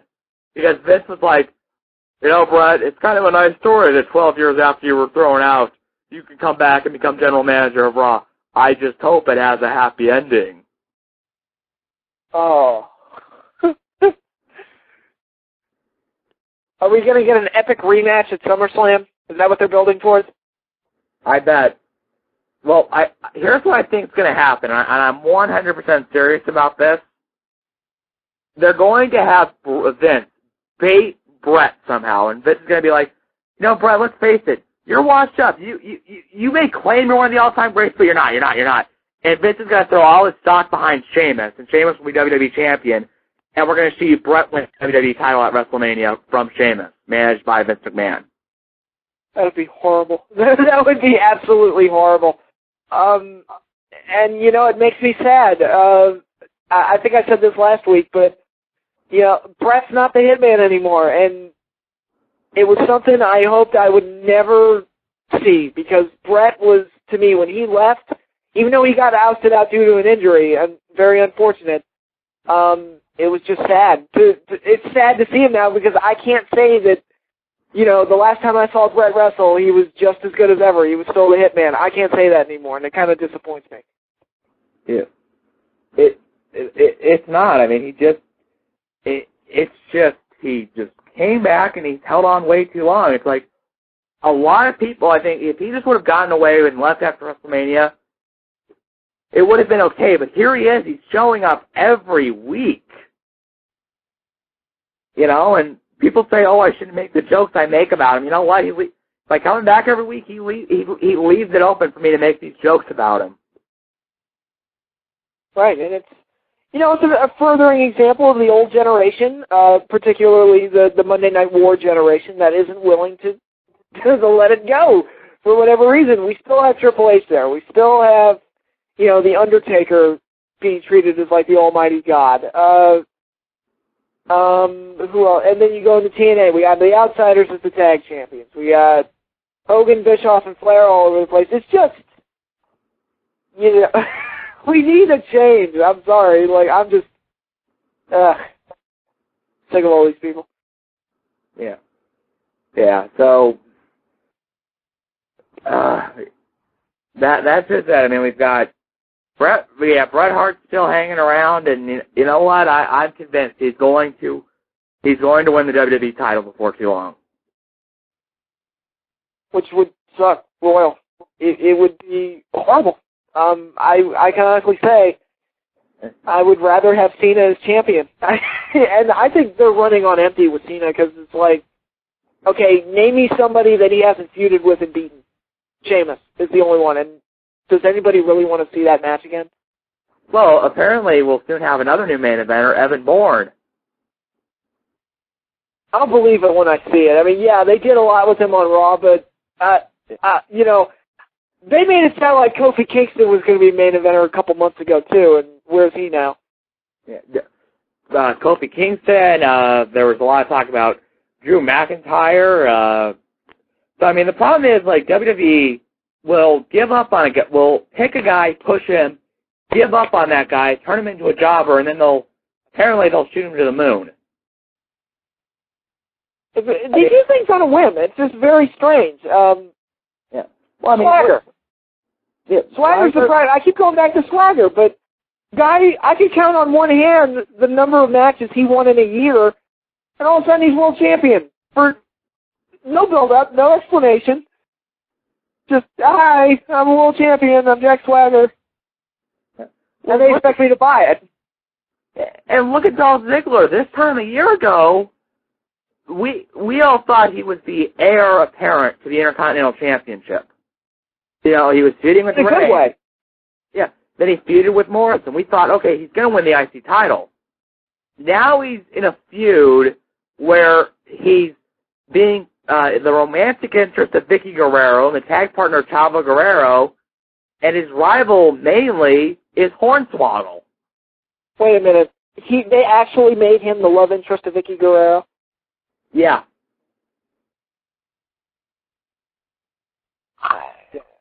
So yeah. How do you ruin a Christian and Dolph Ziggler feud? Add Hornswoggle, Vicky, and Chavo. So wait a minute. So you're telling that the Chavo Guerrero and Hornswoggle feud is still going? Yeah. This is the level 2 of that amazing feud. Yeah. God, they got a lot out of that rivalry. Well, you see, here's the thing. They're going for the record set by the Hart Foundation, the Hart Dynasty, and Crime Time for the most matches against each other. They got about 8,000. Well, I don't know. Chavo and Hornswoggle have a lot too, but yeah, that was kind of a running joke last year where it was basically the Hearts versus Crime Time every single week on every single show. Yeah. Yeah, so it basically was. I mean, it seemed like they did every variation of that match. Like, okay, we'll have the valets involved. We won't have the valets involved. Well, it'll be a singles match. Now it'll be a tag match. It'll be a handicap match. Like, Jesus Christ, it seems like they've done every variation of Chavo and Hornswoggle. Yeah, they've had everything short of a Hell in a Cell match, or a cage match or something. Once you've had Macaulay Culkin involved in the finish of your match, I think it's like, okay, you're done. Macaulay Culkin was there. I mean, it's like, what else can they do with this? I mean, and what's sad is they've thrown away what could have been a really good feud between Christian and Dolph Ziggler. Yeah, they actually, and again, the WWE proof that SmackDown is the worst show. I think it's the worst show because it's just so lifeless. But they actually took a Christian promo segment and made it one of the worst segments I've ever heard in my life, and that was his Peep Show segment where he was trying to teach Hornswoggle how to speak Canadian. It was so, like, mind-numbingly annoying the way that came off. It was just, okay, we're going to have Hornswoggle yell out random words that are associated with Canada, so I guess they're not random, but that are associated with Canada to make it sound like that he's learning a new language. And people will think this is funny because obviously yelling words really loudly is very funny. This is something that we learned while watching Star Wars Episode 1, The Phantom Menace, because Jar Jar was hilarious when he just yelled things. People loved him for that. Yeah. Oh, boy. Yes, I mean, it amazes me that Hornswoggle still has a job. At this point, conceivably, what else can you possibly do with a little bastard? Yeah, he's another one of those characters, like, even if he was good and entertaining at one point, it's another one of those things where it's like, okay, you've done basically everything with him. He's practically undefeated. I can't think of, I think JBL beat him, but if they ever had a match, I don't know. I can't recall ever seeing Hornswoggle take a pin. I will say this, that there's a reason JBL will always hold a special place in my heart, because he was the only one that was ever allowed to beat up Hornswoggle. Every other trash can in his face. Yeah, every other wrestler that ever tried has failed miserably. But the wrestling god known as JBL actually did get to beat up Hornswoggle a couple of times. Miz shot him with a T-shirt cannon, I think it was, which was hilarious. I was like, No, you want Hornswoggle to make me laugh? Have him get beat up every week. That will be funny. That would be hilarious. Yeah, that's funny. I mean, him spray painting the wall and running into it and then disappearing is not funny. No, ripping off Looney Tune gags is not funny. Not on a wrestling show. I remember there was one time, like, Raw was in England, and here was the segment. It was, like, right when they were claiming he was Vince McMahon's son. And the idea was Coach was supposed to babysit him. Well, Coach chased him, like, all night. Finally, like, Coach, like, tricked him out of the ring, and Coach brought out, like, a plunger of dynamite. And then Coach went chasing after him. Hornswoggle came out, pushed the plunger, and, like, the cameras, like, went blank for a second, and JR was heard yelling, "The building is shaking! The building is shaking!" And Coach came out, and, like, his shirt collar was comically the only thing left. His shirt collar, his underwear, and his socks, and he was covered in, like, ash on his face. Like, and they thought that, I'm sure somebody thought this will be the best thing that we've ever done. Jesus Christ. Oh, God, that shit's horrible. Yeah, that's not... There's no justification for Hornswoggle. I don't care. And I say this all the time. Just because the kids like something doesn't mean you push it to the moon. Because if, the adult fans, the older fans, find it annoying and irritating, you're just hurting the show. Because there's no, like, you're just doing something to please the kiddies. I compare it to Jar Jar Binks all the time because it's the exact same. That was the justification for Jar Jar, was that, the kids will like him. And the kids did like him, but nobody else did. Right, and I say this, whenever you say that kids are easy to please. They will get behind someone besides Hornswoggle. Trust me, if Hornswoggle gets let go, that we're not going to see all the kids of the world, like, go and protest this. We're not going to see all the kids say, "I never want to watch WWE again because they got rid of Hornswoggle." Right.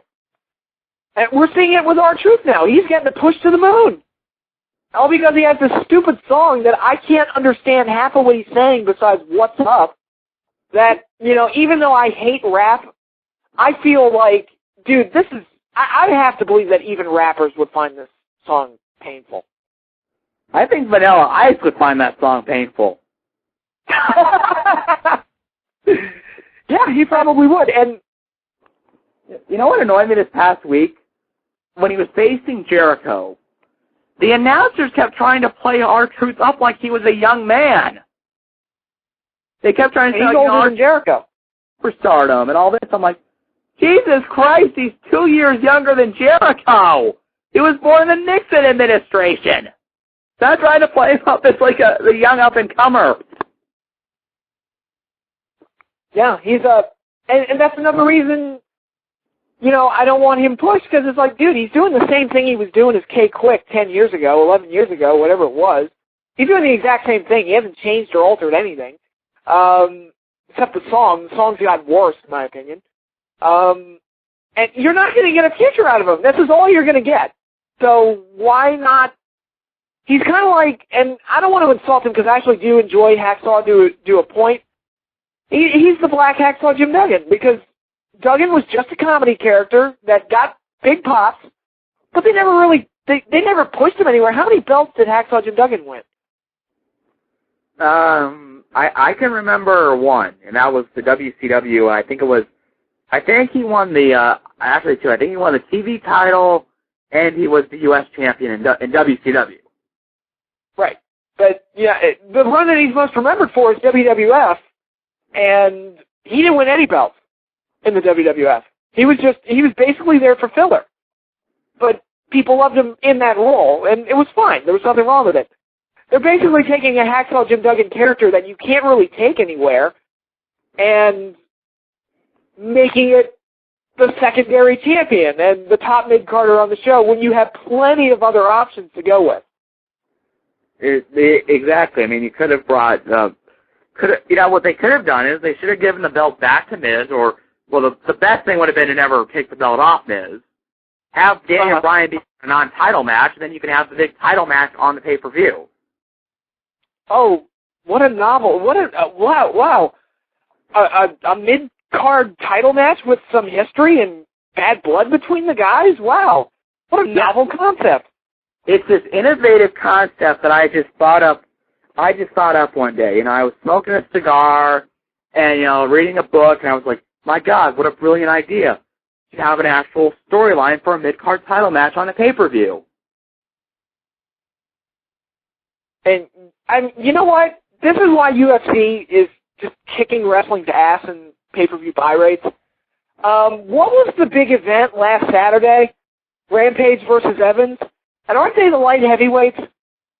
Yeah. And by the way, there wasn't a belt at stake in that match. It was just these two guys.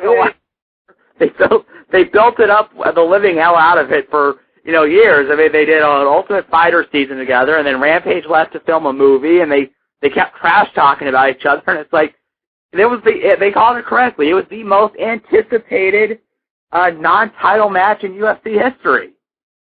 Mm-hmm. Absolutely, and I'm willing to bet that they made a shitload of money off those pay-per-view buys. Right, and they're even saying that, guess what, after that, a lot of people are saying that the hope is that if Rashad can win the belt in his title fight, that Rampage then could get a shot could have the rematch against Rashad, and then you could have the big rematch from this great fight with all this history, and now you have the title flown in, which would make it even bigger. Yeah, and that's the difference. UFC knows how to promote their fights, and they know how to build up their fights. I saw the match. I didn't watch the entire event, but I did watch that match because I did want to see that fight. Site TV, they were airing previews for it all day long. And like you said, this is something that's been talked about for a long time. And I really can't remember the last time there was a wrestling pay-per-view. I'd have to really go back in my mind and think about it, where I was like, man, I really can't miss this. I have to see this. Actually, you know what? The last time was Lockdown 09, because I thought they did a phenomenal job of building up that show. Yep. So even Lance Storm said so. Oh boy. I'm going to say it.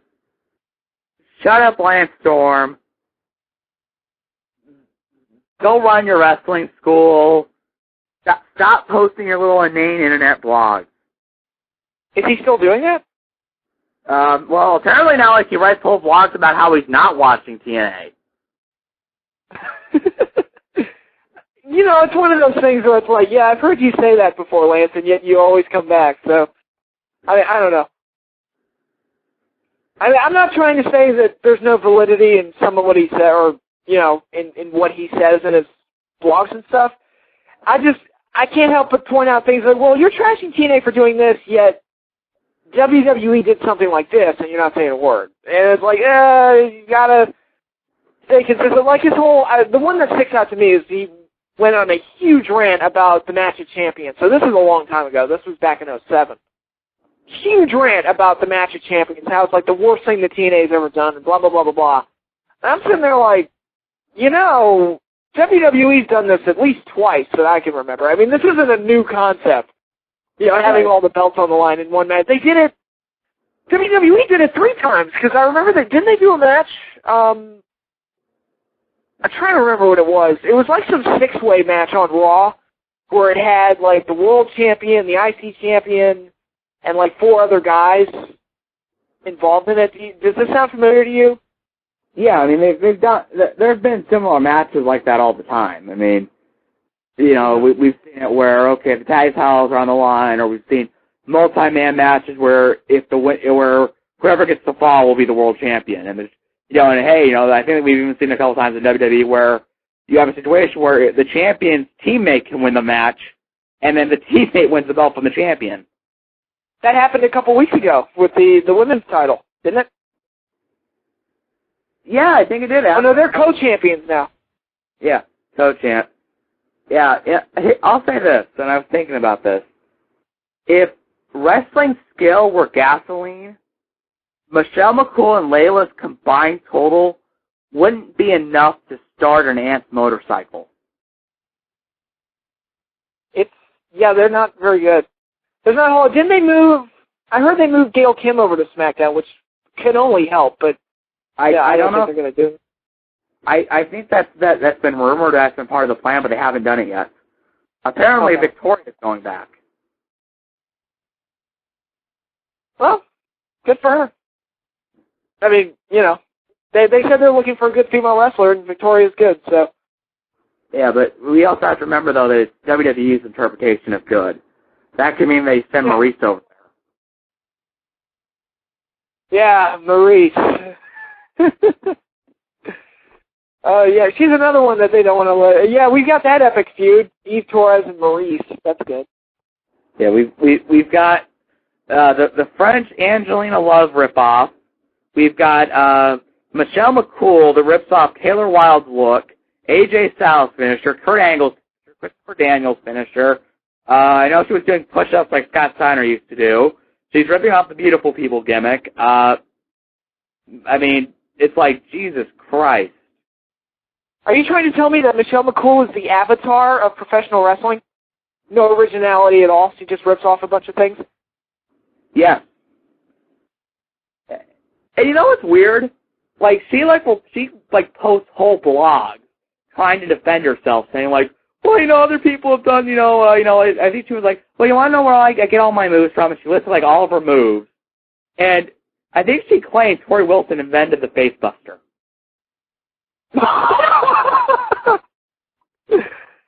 I don't think Tori Wilson is somebody, and no offense to Tori, because we had her on the show, and she was a total sweetheart, but as far as wrestling goes, I don't think you want to draw inspiration from Tori Wilson.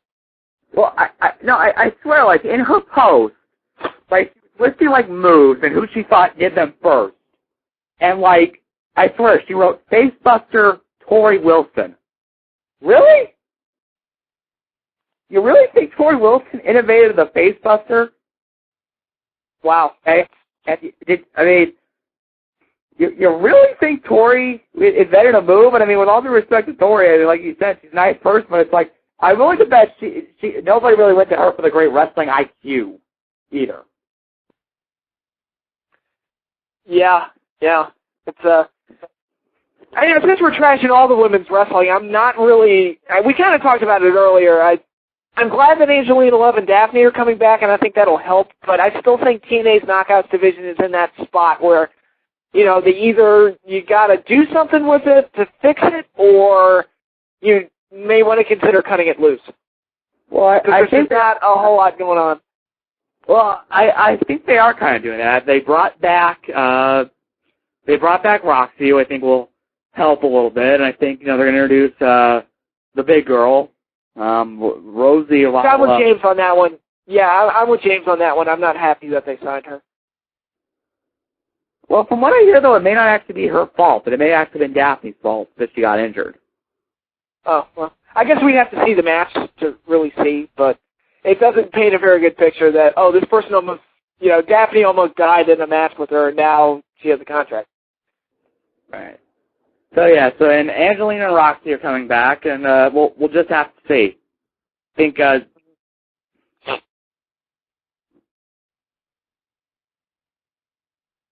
Hello? Yeah? I'm sorry, I thought you cut out again. But, yeah. Yeah, women's wrestling not looking too good right now, but that's, WWE and TNA. Well, I'll say this. Even at its worst, I'll take the Knockouts over the Divas any day of the week. I will, if WWE focused on the right girls, like, I would take a Natalya match over a Madison Rayne match, for example. But out of the three champions, and I can't believe I'm saying this, we got Eve, Laycool, and Madison. Madison is the best of the three, and that's kind of sad because, Madison is somebody I'm not very high on. Not because of her talent, but because it's kind of the Jack Swagger thing. She just has no credibility because they didn't build her up in a way that would make me believe she's credible. I think they're trying, though. I mean, I think the win over Tara helped a lot, and I think what I would do is I would have her have like a really competitive match with Roxy and have her win that, but maybe have her cheat to win, and then keep that feud with Roxy going. So I think there's a chance with Madison. Mm-hmm. But, damn, is there anything else going on in wrestling right now? Boy. Let me check the news line. News line. Vampiro is claiming he was kidnapped. What? Let me read the story. Former WCW and TNA star Vampiro was allegedly kidnapped on Monday night while traveling through the Mexican state of some word I can't pronounce, in the middle of the drug wars. Apparently, Vampiro was held for 23 hours before being released. Okay. That's random. Yeah, so... Well, what's weird is I remember a couple of years ago, or maybe it was last year, but there was a story that came out that Vampiro, someone broke into his house, and he jumped out of the window to get away, and he broke his back. Yeah, Vampiro, there's usually are some weird stories surrounding him, but, yeah, he was one of those guys that was an internet favorite back when he first came on the scene, like, I don't remember. I want to say 99, 2000. He's definitely around in 2000. And a lot of people on the net really seem to like him, and I just never took to him. I think he may have actually been there as early as 97. Really? I'm not sure, but I think from what I've heard is they brought him in, and he always had trouble getting going because he had a lot of heat with Conan. And Conan, I guess, is kind of considered the leader of the Luchadors. Right. And that was enough to hold Vampiro down. And then I think then they kind of, and then I know he had a feud with like Dale Torborg when Torborg was the Kiss Demon, and they did the whole Dark Carnival thing, and his feud with Sting. Right. Most people remember the feud with Sting, not for good reason. I think like there's a great quote in the Death of WCW book where they were doing the gimmick with the blood falling from the Raptors, and like Sting got the treatment on like Monday, and then he showed up for Thunder on like Wednesday, still covered in the blood.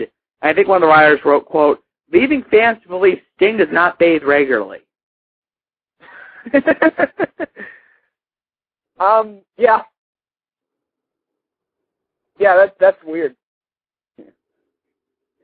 I'm sure they were filmed on the same night, but it's like, okay, you should account for this fact that, okay, it's going to be shown on Wednesday, you're going to present it as happening on Wednesday, give Sting a shower. Yeah. There are some things when you tape shows in succession, there are some things that are hard to, make up for and to create the illusion that the show's taking place like a week in advance or a week later or something. I'm trying to think of a good example. Well, TNA, you look at TNA, when they do something where they film shows back to back to back, like they filmed all their shows for this month all in 1 week, it is kind of weird that you see the same fan. If you're really paying attention, you see the same fans wearing the same same shirts, same signs every week. Yeah, and a lot of times it happens where you see a lot of the guys bring the same gear. So, and yeah, some guys wrestle in the same gear no matter what, Some guys, like, if they wear black, they just wear black. But, other guys, like, say AJ or, RVD or whatever, they just bring, like, that same singlet or that same pair of trunks out every, show. You're like, okay, I think I've already seen them wrestle in that. Yeah, and sometimes it'll be really weird because you'll see the shows on TV and they'll look a certain way. Come pay-per-view time or the next cycle of shows, they'll look somewhat different, and it just seems strange. Yeah. One thing, though, I am saying about TNA, I will say this, they finally dropped the Black Machismo character. Yes, that was long overdue. Long overdue. I didn't dislike the Black Machismo character, but it was just something, and we talk about it on the show all the time, when something's not when it's overplayed and it's overexposed, it's time to cut it. And it was a long time ago that character should have been cut. So that's a very good move. And go ahead. It was okay for kind of the spot he was at. It was okay to a certain extent to be in that spot and still do that character. But I think we're seeing it now where he's getting a much bigger push. if you're going to do that, he can't come out dressing like the Macho Man. He has to be Jay Lethal. And I think it's appropriate now that he's getting this big push. They said, okay, it's time to end this whole black machismo thing, and let's get back to business and have you be, Jay Lethal, and have you come out in, like, your own trunks and your own music and, get your own look to yourself again, because that's just going to help him, and people will now know him as Jay Lethal, not, oh, yeah, the guy that does Macho Man. Right. And, I hope this push works out for him because he's a very talented guy, a very charismatic guy, so, which is something I did not say when I first saw him in 2006, I think was the first time I saw him. I was like, who the hell is this boring guy? And he's another one of those guys that proved me wrong. So let's hope this works out for him. Well, I'll say this. Like, I had the advantage of seeing him in Ring of Honor and knowing what he could do. When he first showed up in TNA, he was on, like, a week-to-week trial basis. Like, they were saying, okay, we'll bring you in, and you can do some jobs, and we'll see how it works out. And that kind of, like, I think, held him back at first, where it's like, that's why there's a reason he had a lot of that hype where he does have a lot of potential. And then they were kind of like, well, God, what do we do now because we've had you be a jobber, and it was our miscalculation.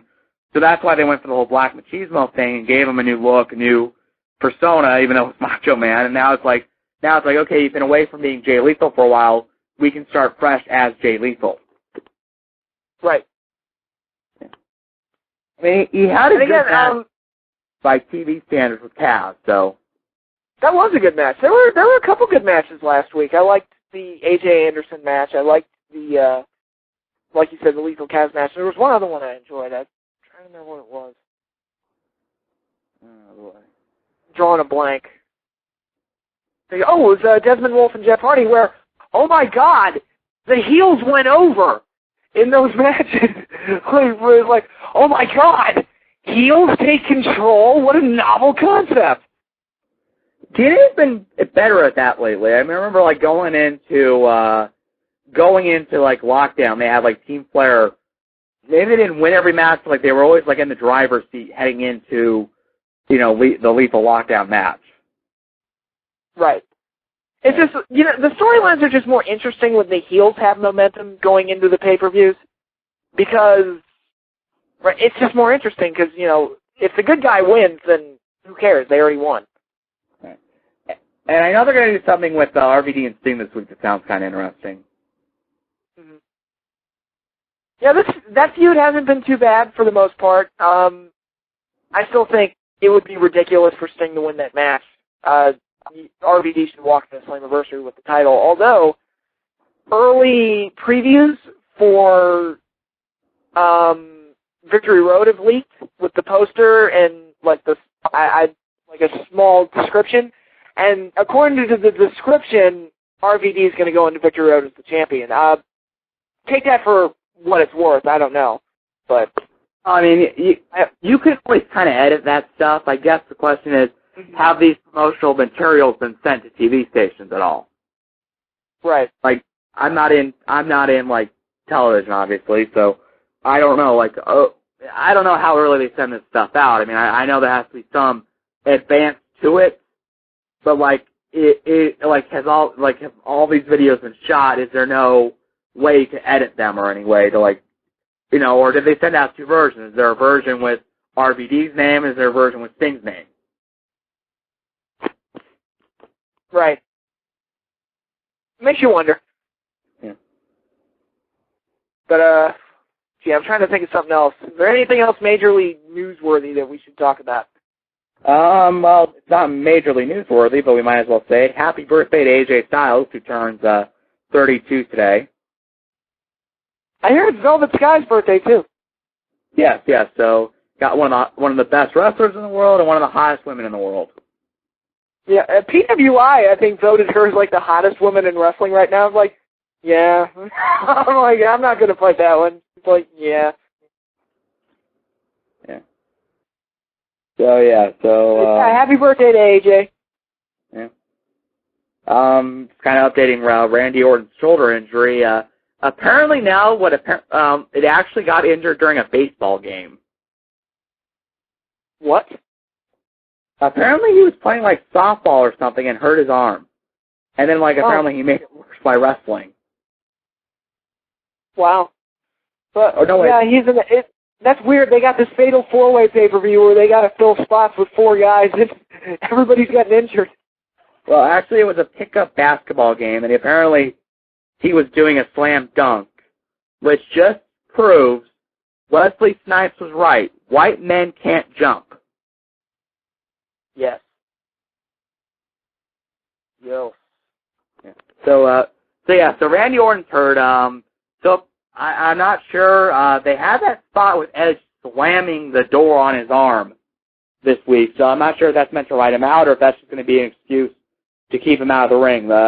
According to some reports, he needs 3 weeks of physical therapy, and he should be fine. So we'll see how much he actually does. They might do like a situation where he gets taken out the night of the pay-per-view, and then they rush somebody else out there. Yeah, Edge. And Edge is one of my favorites, but he's one of those guys. He gets hurt way too often. Do you mean Orton? Well, I guess they both do. Well, yeah, Orton was worse earlier in his career. He was. I remember when he first came in, it seemed like he was getting hurt every other week. Yeah. But in a weird way, that kind of is maybe what saved his career. Because when he first came in, he was, that had that goofy Shaggy Doo haircut. Looked like, it was just this generic baby face who was like, yeah, my dad was Cowboy Bob Orton. And then he got hurt, and that allowed him to do the whole RNN news updates. And, I think he went out in Montreal and said, you know what, everyone always knows this city is the place where Bret Hart got screwed. From now on, it will be forever known as the place where Randy Orton got hurt. You know what? Some of that stuff was pretty funny. Not many people remember that, but that was the first step towards establishing Randy Orton as this cocky, heel. And it was pretty funny. Well, I remember, he started coming on, the joke, he started saying, right now, ladies and gentlemen, my shoulder is at 13%. Week later, a great increase. I'm up to 20%. And it's ladies and gentlemen, it's a miracle, 40%. And, I think there was one time, he was backstage with Vince, and Vince went up to him, and Vince was good news, Mr. McMahon, 65%. It was funny because it kind of reminded me of Shawn Michaels' old bit when he was first starting out as a singles heel, where in the middle of the show, Bobby Heenan would just, because Shawn would wrestle first or second match, and then in the middle of the show, Bobby Heenan would just yell out, Shawn Michaels has left the building. And he gave off this impression that Shawn was such an egomaniac that he was having somebody, news about him interrupting the show. And that's why that worked for Orton, because it's God, you prick, you're interrupting the show. Fuck you. And it worked. So, and it was entertaining. Well, Shawn's a big fan of Elvis, so that might have been part of his inspiration for it. Right. He was such a big fan of Elvis. Which Eddie Guerrero was not a fan of those because he pissed on the birthplace of Elvis. Not many people can say they've done that. That's just one of those funny things that comes out of Jericho's book. Eddie and he were driving home and they were pissed off at Hall and Nash because of the stuff they were doing, and they're big Elvis fans. I guess there's a sign that marks where the little house Elvis was born in, and Eddie gets out and he takes a leak and he goes, "Fuck Elvis, who did he ever beat?" I can totally picture Eddie doing this. That's the funniest thing. I can totally picture Eddie Guerrero doing that. Yeah. Now I can imagine Eddie going, Vicky, what are you doing? Oh, man. Vicky, they're not going to give up on her. I mean, I'm not going to begrudge Vicky Guerrero personally because I understand why she's doing it. She's doing it to make money for her family and her kids, and that's totally respectable. I have no problem with that whatsoever, but she's a terrible performer. I'm sorry. She's just, and the screeching and everything. And the computer just told me that we have 90 seconds left. So, yeah. You want to badmouth Vicky Guerrero some more before we go? Well, I'll say this. Here's proof Bret Hart isn't watching the show because he's praising Vicky Guerrero as a great performer. Ew. So, I mean, maybe Bret's at that stage where he's God, for her experience level, she's pretty good. Then he's going to get to the level we're at. We're my God, she's not getting any better. She still sucks. Yeah, it's, I don't know, it's a strange thing, but we've got under a minute left, so let's wrap things up now. I would like to thank everybody for listening. I would like to thank Puppet the Psycho Dwarf for being our guest tonight. He was a lot of fun. Be sure to check out that, I keep forgetting the name of the show, Half Pint Brawlers. On Spike. On Spike TV, Wednesday nights at 10 o'clock. And for James Walsh, I am Patrick Kelly. Good night, everybody. And Nick, you can say goodbye, too. I left your name out. Goodbye, everybody. See you next week, and I'll probably tell you how much fun I have at the TNA house show. See you next. All right. See you then. All right, we can get a report from you. All right, sounds great. All right.